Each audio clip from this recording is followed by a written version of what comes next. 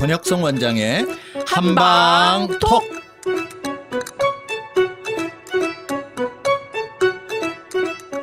안녕하세요, 청취자 여러분. 권혁성 원장입니다. 안녕하세요. 서유경입니다. 네, 유경 씨. 지난번에 첫 방송 나갔는데 네. 반응이 좀 어떻던가요? 일단 뭐 주변 반응보다도 제가 많이 배울 수 있는 시간이었어가지고 네. 네, 참 유익했습니다. 선생님 첫 예. 방송 어떠셨어요? 예, 별로 듣는 사람이 없었다는 이야기군요. 예, 저도 재미있게 했던 것 네네. 같습니다. 강의하듯이. 네네. 그리고 또 질문들을 잘 주시기 때문에 네. 또 아주 똘똘한 학생 앞에 강의하는 것 같은 기분으로 제가 설명을 하게 됐던 것 네, 같아요. 워낙 말씀을 잘하셔가지고 너무 재밌게 들었습니다. 네. 네.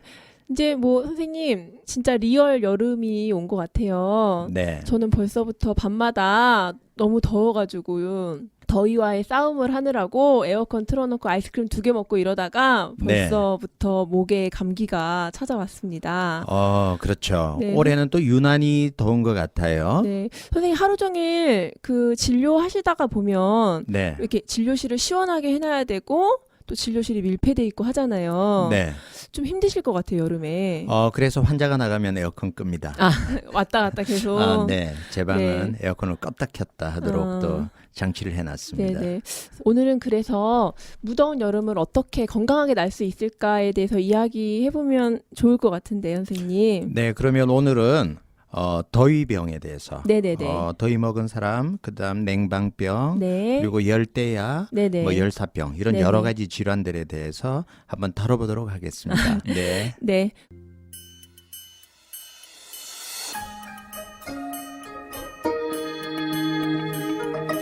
오늘의 한방 진료실.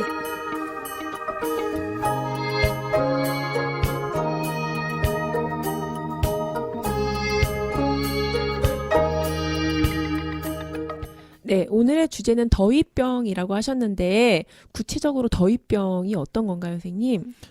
예, 최근에 기사들을 보니까 보셨죠? 포르투갈에 산불이 산불. 대형 산불이 나서 네네네. 64명이나 숨지고 250명이나 다치는 엄청난 사건들이 있었고요. 네. 미국에서는 폭염 때문에 항공기 운항이 중단되는 네. 48.5도의 폭염을 기록한 적이 있었어요. 48.5도면 뭐 거의 지구가 끓고 있다고 봐도 과언이 아니에요. 그런 경험 해보셨어요? 48도요? 네. 뭐 우리나라에서 직접 48도가 넘는 온도를 경험해 본 적은 없지만 뭐 찜질방이랑 비슷하지 않을까요, 선생님? 예, 저는 아프가니스탄 국경에 네네네. 의료봉사를 간 적이 있어요. 근데 낮 최고 기온이 50도가 넘었어요. 근데 정말 서 있는 것도 숨이 차요. 그래서 뭐 정말 기록적으로 답답한 더위입니다. 예, 이런 더위에 우리 한국의 보건복지부의 통계에 따르면 매년 2,125명이 노인들이 온열 질환에 네네네. 이완이 되고 그 중에 27%인 578명 정도가 네네. 노인이고요. 네. 이 노인들 중에 한 18%인 100명 정도가 논밭에서 일을 하시다가 피해를 입는다고 합니다. 그래서 오늘은 중요한 많은 분이 사망할 수도 있는 네네. 더위병에 대해서 한번 나눠보려고 합니다. 근데 선생님 보통은 그냥 기본적으로 생각할 때 얼어 죽는 사람이 더 많을 것 같은데 네, 폭염 때문에 죽는 사람이 훨씬 더 많은 거잖아요. 네, 네. 폭염 때문에 어떻게 사람이 죽게 되는 걸까요? 예, 폭염으로 인해서 사망하게 되는 거를 우리가 열사병 열사병. 또는 일사병이라고 이야기하는데 네. 열사병, 일사병은 대부분 이제 더위 때문에 우리 대뇌 더위 중추가 마비가 돼서 혼수 상태에 빠지면서 심하면 호흡곤란까지 오게 되고 사망에 이르게 되는 거죠. 그리고 노인들은 더위에 노출이 되면 전해질의 차이가 생깁니다. 땀을 흘리면 포타슘이나 나트륨이 빠지게 되죠. 그럼 네. 이 전해질이 빠지게 되면 경련이 일어나게 되고 생명을 잃는 위험까지도 오게 됩니다. 그래서 대부분 사망하시는 분들은 노인들이 이런 열성 경련이 지나서 일사병, 열사병 때문에 응급질환이 발생해서 체온이 내려가지 않아서 사망하는 경우가 많게 됩니다. 저도 초등학교 때 조례를 서다가 하늘이 노래져서 쓰러진 적이 있었거든요. 네네. 이게 열사병의 그렇죠. 그런 것들이 더위병 중에 하나입니다. 큰일 날 뻔했네요. 네네. 응급 조치를 잘 받아서 지금 이렇게 방송을 하고 있습니다. 선생님, 저처럼 혹여나 일사병으로 쓰러진 사람을 발견하게 됐다. 그럼 어떻게 응급 조치를 해야 될까요? 네, 일단 열사병으로 의식을 잃었다. 그러면은 먼저 해야 되는 게 빨리 서늘한 그늘로 옮기시고요. 119에 전화를 먼저 해야 될까요? 맞습니다. 예, 역시 119에 빨리 한 사람은 전화를 하고요.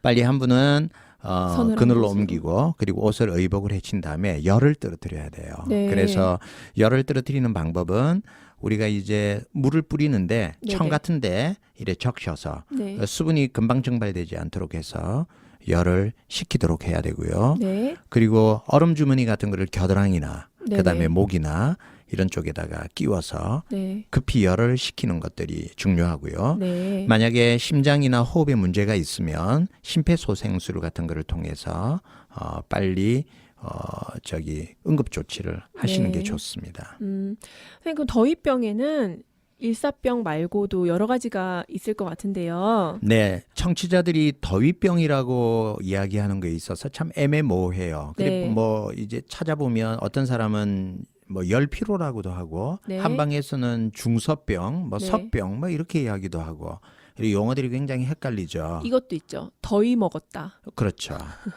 맞습니다. 더위 먹은 게 이제 열피로, 한방에서는 서병 이렇게 네. 따지거든요. 그래서 그 용어들을 조금 정리를 해드리면 네.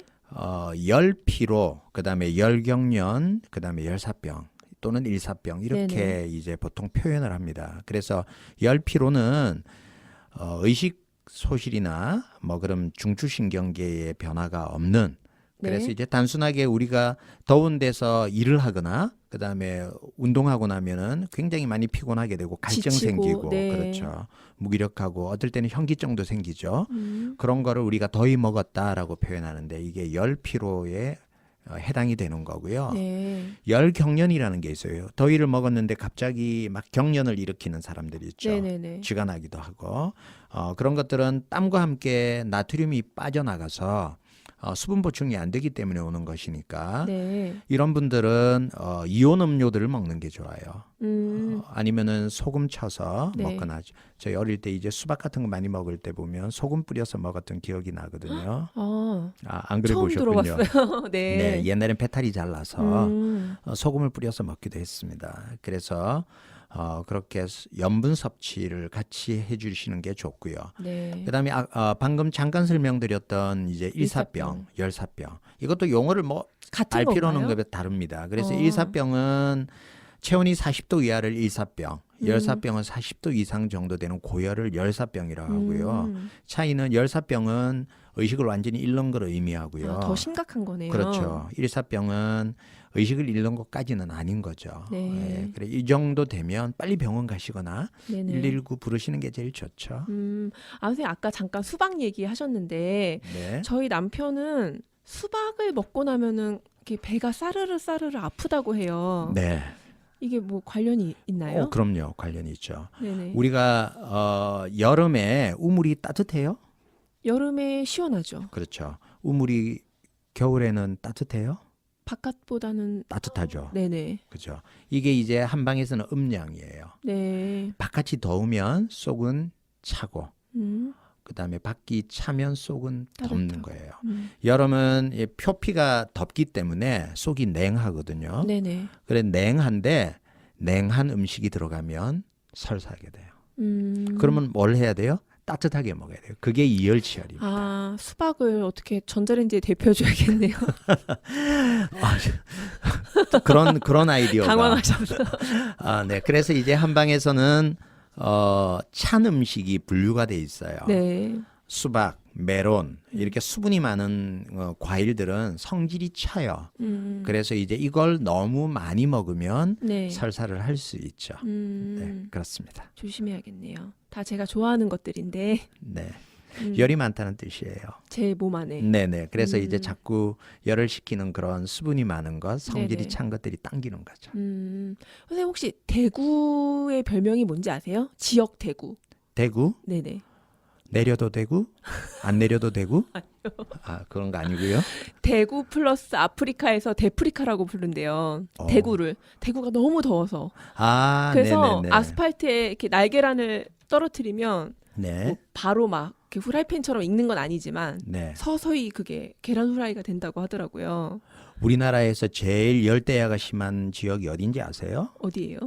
서귀포입니다. 서귀포. 아, 네. 근데 밑으로 내려갈수록. 그렇죠.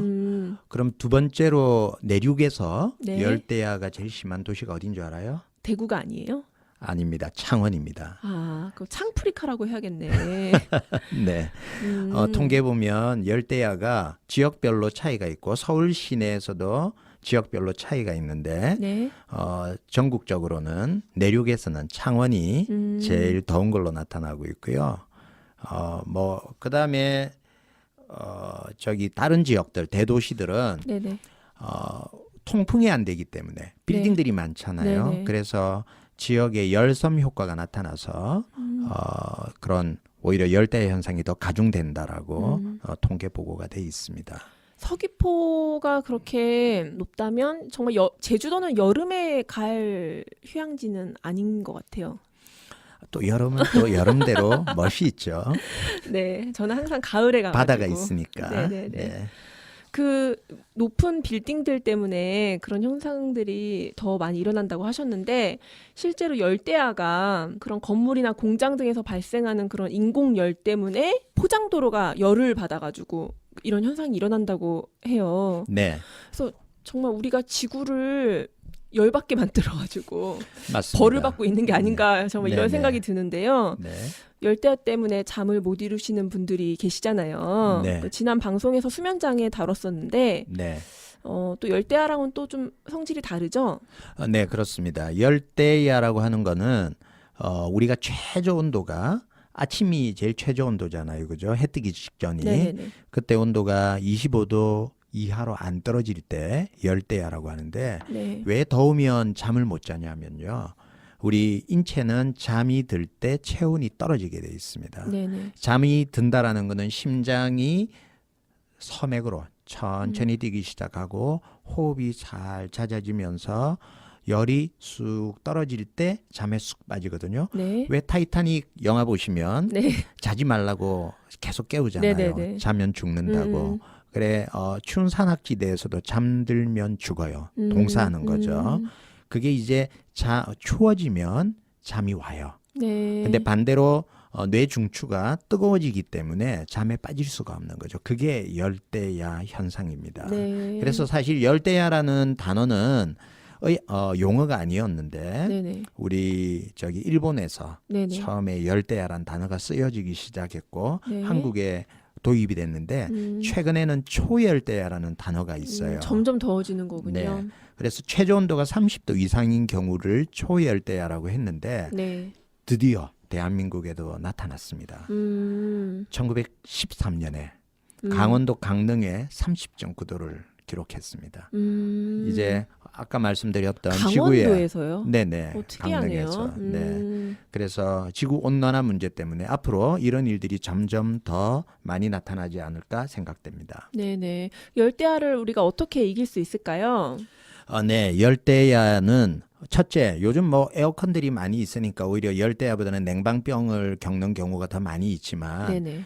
우리가 자연스럽게 열대야를 이길 수 있는 방법은 먼저 이제 잠들기 전에 샤워하는 게 좋아요. 네. 좋은데 찬물에 하는 것보다 미지근한 물에 하는 게 좋습니다. 여름 하면 찬물로 하는 등목인데 네, 그때는 그래도 시원하죠. 미지근한 네. 물로. 네, 그래야 열이 잘 발산이 되고요. 네.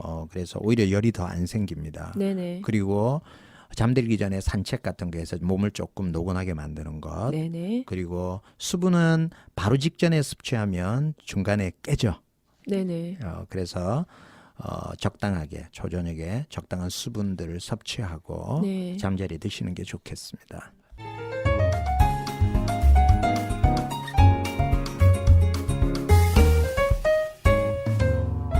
여러분은 지금 권혁성 원장의 한방톡을 듣고 계십니다.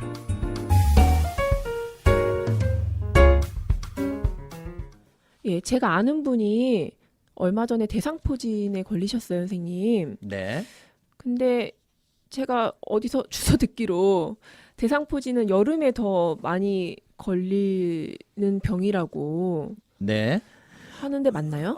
네, 맞습니다. 저기 보건복지부의 통계 자료를 보니까 네, 11월보다 네, 8월에 대상포진에 이완된 환자 수가 네. 훨씬 더 많이 발생했어요. 네. 그래서 8월에 왜 대상포진 환자가 많이 발생할까? 이때는 면역력이 약한 우리 노인들이 대상포진에 잘 오거든요. 네네네. 이분들의 면역이 떨어지고 더위병 때문에 피곤하고 열피로 같은 증상이 생길 때 대상포진이 많이 오기 때문에 네, 이 더운 여름에는 체질이 특히 약한 분들 그리고 네. 노인들, 허약자들은 면역력을 기르기 위해서 많은 노력을 갖춰주시는 게 아주 중요합니다. 네.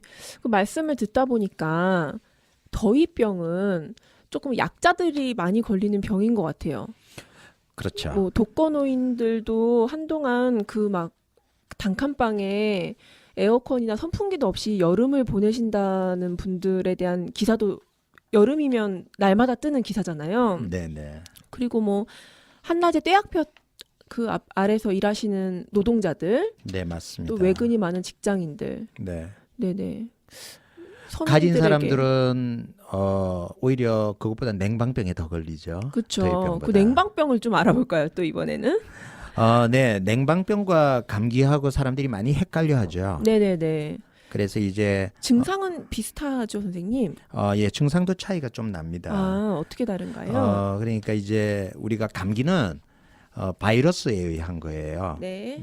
한방에서는 상한이라고 그래서 이제 달리 취급을 하지만 네네. 바이러스에서 오는 거기 때문에 증상은 목이 따갑고 붓고 열이 나고 발열이 나면서 오는 그런 증상들이고요. 네.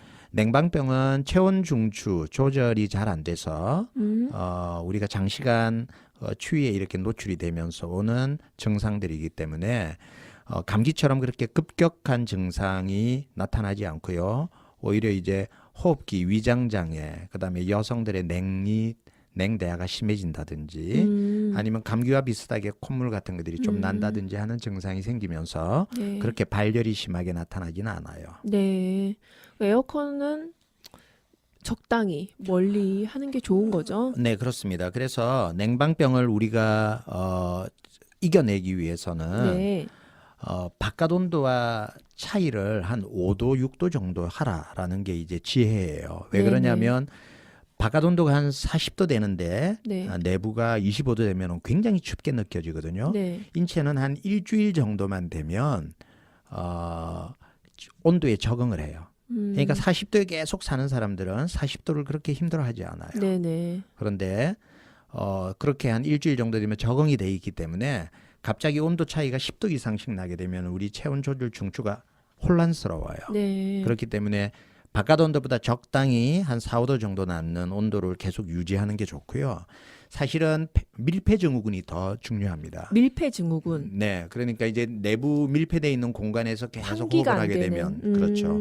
나쁜 화학물질들에 의해서 네네. 우리의 뇌에 독성도 생기고 네. 이거는 냉방병뿐만 아니라 만성 피로의 원인이 되기도 하고요. 여러 질환들이 생길 수 에어컨을 있어요. 키려면 문을 닫아야 되니까. 네. 그래서. 꼭 한 번씩 환기를 해야 되고요. 네. 더 중요한 거는 냉방병 안 생기려면 한 번씩 상온에서 운동을 해야 됩니다. 네. 운동은 뭐 만병을 고치는 가장 중요한 기본인 예, 것 그렇지만 같아요. 땀을 흘리는 거는 네네. 내가 운동을 해서 피부에 열이 발생해서 땀이 나잖아요. 네네. 그러면 이미 이제 내 체온 조절 중추가 살아나기 때문에 냉방병을 이겨내는 굉장히 지혜로운 방법입니다. 저는 근데 뭐 다른 것보다도 에어컨 청소를 해보니까 공공장소나 어디 가서 에어컨이 켜져 있으면 약간 찝찝해요. 그렇죠. 저 곰팡이 있을 것 같죠. 저 더러운 바람이 나한테 오는 것 같고 맞습니다. 청소는 잘 할까 막 이런 생각이 들어서 네. 호흡기에도 안 좋을 것 같고 그런 생각이 네. 듭니다. 네, 그리고 너무 아까 말씀드렸던 것처럼 너무 찬물을 많이 마시는 것보다는 미지근한 물, 수분 섭취를 많이 네네네. 하는 게 냉방병에 도움이 될 수 있습니다. 여러 가지 이야기를 나눠봤습니다, 선생님. 네. 그 한방에서는 더위에 대처하는 방법이 체질별로 다르다고 네. 방송 전에 잠깐 이야기를 들었는데 너무 네네. 재밌더라고요. 잠깐 들어도. 네네. 예, 사람의 체질은 조금씩 달라요. 우리 유경 씨는 소양인 같기도 하고요. 네네. 네, 처음 들어보시죠? 아니요, 소양인이라고 하더라고요. 맞아요. 네네. 방송 끝나고 상담 드릴게요. 네, 그런데 체질별로 더위를 제일 많이 느끼는 체질이 소양인이에요. 맞아요. 열이 제가 많아요. 여름에 그래서 아까 수박 좋아한다 그랬죠. 네네네. 네, 체질에 맞는 음식이기도 합니다. 그래서 더위에 힘들어하는 사람들이 소양인이고요. 네. 이 소양인들은 더우면 짜증도 많이 내요. 맞아요. 네. 그래서 찬 거를 자꾸 먹게 되죠. 네. 그래서 이제 이런 분들이 수박이나 참외나 바나나, 파인애플, 메론 이런 것들을 많이 먹게 되는데 체질별로 맞기는 해요. 그렇지만 네네. 이걸 너무 많이 먹게 되면 아까처럼 설사하게 되는 거고요. 네. 그래서 지혜는 이 소양인들이 그냥 야채를 많이 먹으라고 저는 권유해요. 생야채. 네. 수분도 많을 뿐만 아니라 열을 내리고요. 이 네. 안에 미네랄, 바이타민들이 있어서 면역을 회복하는 데 굉장히 좋거든요. 네. 그래서 소양인들이 힘들어하고요. 그다음 많지는 않지만 태양인들이 좀 더위를 많이 탑니다. 네. 이 태양인들은 해물 종류 야채류를 많이 먹는 게 체질별로 맞고요. 네.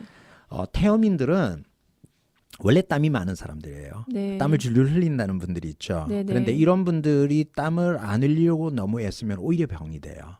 더 흘려줘야 되는군요. 네, 뭐 일부러 더 흘릴 필요는 없지만 너무 냉방병으로 땀을 안 흘리고 지내도 이분들은 병이 오니까 이런 태음인들은 뭐 사우나 같은 거를 해서 땀을 한번 뺀다든지 아니면 운동을 해서 땀을 뺀다든지 땀이 또 잘 나니까 네네. 그래서 꼭 땀을 내는 그런 체질이 우리 태음인들이고요. 네. 그다음에 이제 여름을 좋아하는 체질이 이제 소음인이에요. 추위를 많이 타는. 난 여름이 너무 좋아. 뭐 이런 분들이 있죠. 밖에 나가도 땀 별로 안 나. 이런 분들은 네네. 소음인은 오히려 겨울을 힘들어하고 여름을 좋아하는데 이런 분들은 삼계탕이나 뭐 그런 몸을 보하는 그런 따뜻한 음식들을 먹어주면서 네. 양기를 보하면 더위를 쉽게 이겨낼 수 있습니다. 선생님은 어떤 체질이세요? 저요. 저는 태양인입니다. 태양인이요? 농담입니다. 서양인입니다. 소양인. 저랑 같은 체질이시네요. 네. 태양인은 진짜 별로 없다고. 네. 그 태양인들은 좀 카리스마가 있게 뭐 네. 그렇게 우리가 이야기를 하지만 숫자도 그렇게 이재마 우리 선생님께서 태양인들은 그렇게 많지 않다라고 이야기하고 당신이 태양인이기 때문에 약재들도 많지 않다라고 이야기를 하지만 또 달리 해석하는 학자들도 있습니다. 네, 선생님 그러면 이 뭐 열대야도 현대 이제 뭐 온난화 현상 때문에 일어나는 현상들이고 냉방병도 에어컨 때문에 일어나는 뭐 다 그런 건 아니지만 그런 건데 옛날에도 이런 더위병, 냉방병 이런 게 있었나요? 네, 그럼요. 예전에는 뭐 선풍기도 없었으니까 네. 더위에 훨씬 더 취하겠겠죠. 좀 덜 덥지 않았을까 싶어서. 물론 그렇긴 하겠죠. 그렇지만 더위를 피하는 방법 또한 없었기 때문에 네네. 모르고 열사병 같은 걸로 인해서 사망하는 경우가 더 많았으리라고 생각이 되고요. 그래서 한방에서는 예전부터 더위병에 대해서 이제 주하병이라고 해서 네. 더위 먹었다. 주하. 그래 이제 이런 병들로 표현이 됐어요. 그래서 주하병을 어떻게 다루라고 문헌들에 나와 있는데 주하병이라는 거는 이제 우리 몸에 진액이 빠져나가죠. 땀으로 빠져나가는 거거든요. 네네. 쉽게 얘기하면 육수가 빠져나가는 거죠. 진액이 빠져나가면서 우리 몸에 있는 기혈이 빠져나간다고 한방에서는 해석을 했고요. 네. 기혈이 빠져나가면 이제 다리가 힘이 없고 하품하고 축 늘어지고 입맛도 없어지고 쉽게 얘기하면 더위 먹는 거죠. 네네. 그런 병들을 주하병이라고 했고요. 이때 이제 생맥산이라는 보중이끼탕이라는 이런 처방들이 있어요. 그런 네. 약재들을 써라 이렇게 이제 문헌들이 나와 있습니다. 음. 그리고 이제 서병이라고 그래서 또는 중서 더위에 맞았다. 네. 이런 표현들이 나오는데 이게 이제 오늘날 일사병과 열사병에 해당이 되는 거고요. 이때 중선은 실제로 문헌에 보면 구토하고 복통, 설사 이런 것들이 나타나면서 더 심하면 의식을 잃는 거죠. 우리 이 담당 PD님도 네네. 더위만 만나면 네네. 체한 것 같고 네네. 미식거리고 설사하신다고. 설사한다고. 네. 아까. 그게 심해지면 이제 섭병, 이제 음. 열사병으로 진행이 되는 거죠. 이럴 경우에는 예전부터 이제 수분보 취하는 거 그리고 열을 급히 내리는 생맥산이라는 게 있어요. 네. 네, 그런 약재들을 써서 이름이 특이하네요. 네, 치료하고 했었습니다. 그 옛날 문헌에 나오는 그러한 약재들이 지금도 사용하면 당연하죠. 유효한가요? 네네, 네. 효과가 있어요. 네, 그럼요. 그러면 그 생맥산 네. 이 어떤 건지 소개 좀 해주세요, 선생님. 네. 생맥산은 이름 그대로 맥을 살리는 가루약이다. 맥을 살아나게 하는. 네. 그래서 이제 이게 왜 좋으냐 하면 뭐 한간에 이제 저도 방송할 때 여러 번 소개를 한 적이 있고요. 실제로 제가 먹기도 하고요. 네. 그래서 너무 간단합니다. 우리가 쉽게 이용할 수 있고요. 네. 약재가 딱 3가지 들어가요. 맥문동, 인삼, 오미자. 다 구할 수 있는 거거든요. 오미자 맛있는데. 맛있어요. 오미자가. 네네. 시큼하잖아요. 오미자차. 네. 예. 고기 먹고 한 잔 주면 어, 고깃집에서. 그 오미자를 끓는 물에다 끓이면 굉장히 시고 떫고요. 네네. 찬물에 차갑게. 우려내는 네. 그런 맛이 납니다. 이거는 이제 끓이는 차로 마셔야 되니까 음. 맥문동 인삼 오미자를 2대 1대1 비율로 네. 이제 만들어서 가루로 해서 그냥 먹어도 되고요. 네네. 분말로 해서 그렇지 않으면 이제 차로 끓여서 먹으면 됩니다. 음. 그래서 맥문동이 주는 폐의 음기를 보호하고 진액을 보호하면서 열을 내리는 성분 그리고 네. 인삼은 기를 강력하게 보호하거든요. 그래서 기를 생기게 만들고 오미자는 우리의 오장을 편안하게 만드는 거예요. 그러면서 특히 이제 폐나 이런 호흡기 쪽에 좋은 게 오미자입니다. 그래서 네. 이 3가지 약재를 2대 1대 1의 비율로 네네. 차를 끓여서 보리차처럼 계속 수시로. 꾸준하게 네. 마시는 것들이 도움이 됩니다. 생맥산. 네, 한번 해보세요. 알겠습니다. 뭐 또 차를 하나 더 이야기를 한다면 네. 이제 더위를 먹었다. 이 생맥산이라는 거는 이제 더위를 나기 위해서 기력이 없고 더위 먹었다 그랬을 때 쓰는 거고요. 네. 평상시에 몸이 좀 뜨겁고 땀을 많이 흘리고 갈증 많이 생기는 태음인 계열의 네네. 그런 사람들은 맥문동을 차로 마시는 것들이 갈증 해결과 그다음에 수분을 진액을 보충하는 데 도움이 되니까 네네. 이 생맥산에서 맥문동만 따로 맥문동만. 빼서 따로 빼서 차로 끓여 먹는 것도 좋은 방법입니다. 네. 근데 이제 진짜 마무리하려고 합니다. 네. 지금까지 진행의 권혁성, 서유경, 기술의 박송희 FD. 제작은 김미옥 PD였습니다.